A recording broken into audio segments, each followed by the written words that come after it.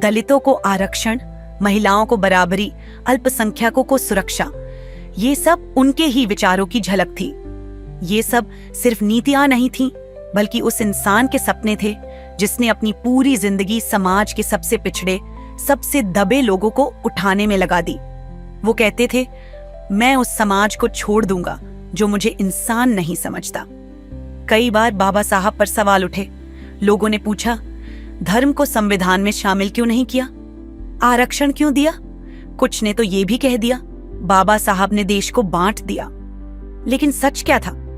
सच ये था कि बाबा साहब किसी धर्म के खिलाफ नहीं थे। वो उस सोच के खिलाफ थे जो धर्म के नाम पर इंसान को इंसान से छोटा बनाती है।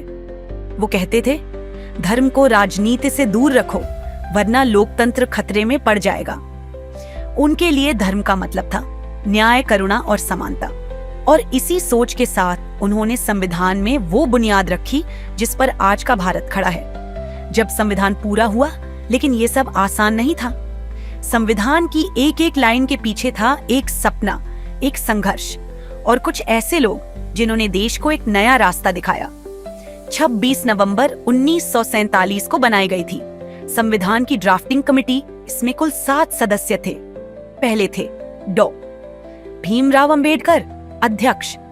उन्होंने कानून, सामाजिक न्याय और समानता से जुड़े प्रावधानों को गहराई से गढ़ा। आरक्षण, मौलिक अधिकार और इंसानियत की रक्षा करने वाले कानून, इन सब के पीछे उन्हीं की सोच थी। दूसरे सदस्य थे एन. गोपाल स्वामी अयंगर। वो जम्मू कश्मीर के पूर्व दीवान रहे और केंद्र राज्य संबंधों की समझ रखते थे। उन्होंने संघीय ढांचे और प्रशासकीय संतुलन पर विशेष काम किया।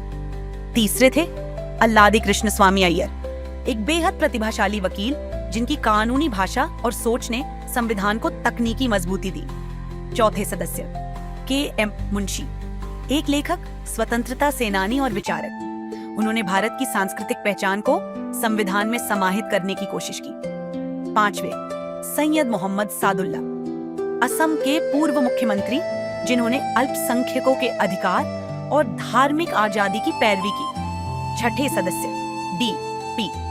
खेतान, उद्योगपति और अनुभवी वकील। उन्होंने कानूनी ढांचे की बुनियादी रूपरेखा बनाने में अहम भूमिका निभाई, लेकिन दुर्भाग्यवश वो संविधान बनने से पहले ही निधन हो गया।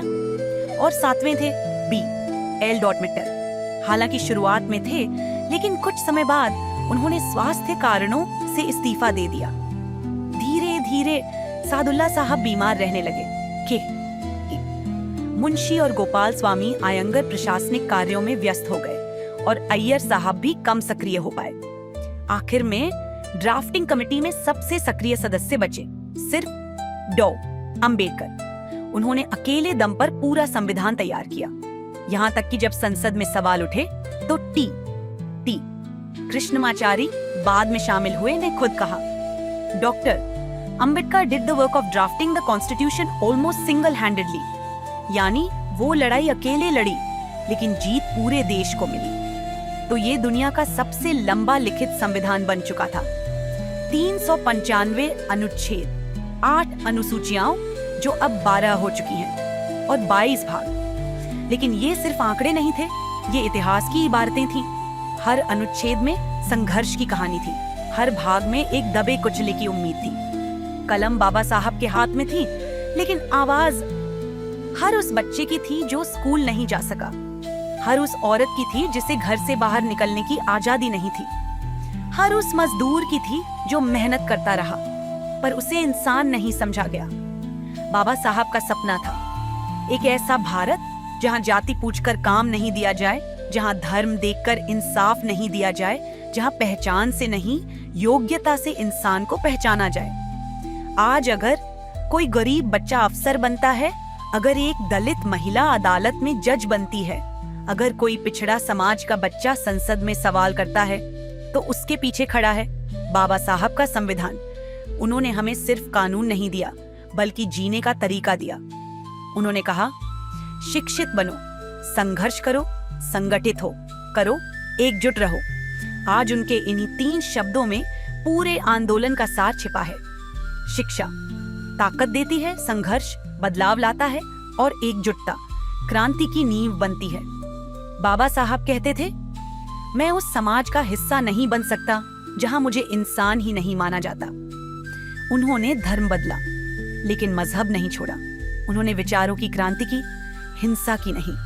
बाबा साहब सिर्फ एक इंसान नहीं थे, वो विचार थे, वो आंदोलन थे, वो उम्मीद थे, वो मशाल थे जिसने अंधेरे में जलने से इनकार कर दिया और रोशनी बनकर उभरे। उनकी जिंदगी एक किताब थी, हर पन्ना संघर्षों से भरा, हर शब्द हौसले से लिपटा और हर अध्याय प्रेरणा से भरा हुआ। जब बाबा साहब संविधान सभा में बोले तो सिर्फ नेता नहीं सुन रहे थे, बल्कि आने वाली पीढ़ियां सुन रही थी। उन्होंने संविधान को सिर्फ कानून की किताब नहीं बनाया, बल्कि इंसानियत की किताब बना दिया, जहां बराबरी है, सम्मान है और हक है। सोचिए, अगर बाबा साहब ना होते तो क्या आज एक दलित बच्चा डॉक्टर बन पाता? क्या एक गरीब लड़की वकील बनकर न्याय की लड़ाई लड़ पाती? नहीं।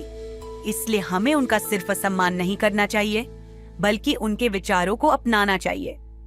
अगर उनकी ये कहानी आपके दिल को छू गई हो तो इस वीडियो को लाइक जरूर करें और हमारे चैनल को सब्सक्राइब करें, क्योंकि हम लाते हैं भारत के उन सच्चे हीरोज की कहानियां जिन्हें किताबों में कम लेकिन दिलों में ज्यादा लिखा जाता है।